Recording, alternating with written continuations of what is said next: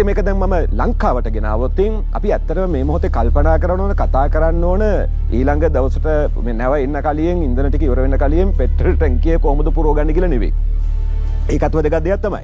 හැබැයි අපි බොහොම සරුවට හිතන જાතියක් නම් අපි හිතන්න ඕන දේ තමයි මුළු රටම එකතු වෙලා මේ ග්ලෝබලි නැත්නම් මේ මුළු ලෝකයේ තුල සිදුවෙමින් පවතින පරිවර්තනය අපි කොහොමද හරියට පාවිච්චි කරන්නේ කියන එක. ඒක තමයි වැදගත්ම ප්‍රශ්නය. මොකද මේ කාලය හා අවස්ථා කියන ඒවා බලාගෙන ඉන්නේ නැහැ. ඒවා ඇවිල්ලා නැති වෙලා යනවා.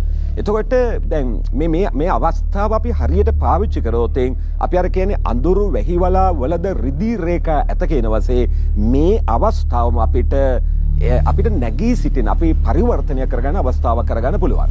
ඒතර අපි තේරුම් ගන්න ඕන දෙයක් තිබෙනවා ඉතා කෙටියෙන් ගත්තොත් දැන් කොවිඩ් කියන්නේ නිකන් ඇවිල්ලා ගිහපු වසංගතයක් නෙවෙයි. ඒකෙන් මුළු ලෝකයේ තාක්ෂණික විප්ලවයක් සිදු වුණා. මිනිසුන්ගේ thinking pattern එක වෙනස් වුණා. ඒක ලොකු පරිවර්තනයක්. ඒ වගේම ගත්තොත් ජංගම දුරකථනය සරල පරිගණකයක් බවට පත්වීම. ඒ කියන්නේ මේ මොබයිල් ෆෝන් එකට ඉන්ටර්නෙට් කනෙක්ෂන්ස් ආවා කියන එක මුළු ලෝකෙ සිදුවෙච්ච වෙනසක්. Gen Z කියන එක පටන් ගන්න උතනින්. ඒ කියන්නේ ජෙනරේෂන් Z නැත්නම් Z එක බිහි වෙන්නේ ඒකත් එක්ක. ඒ කියන්නේ ඒක ලොකු පරිවර්තනයක්.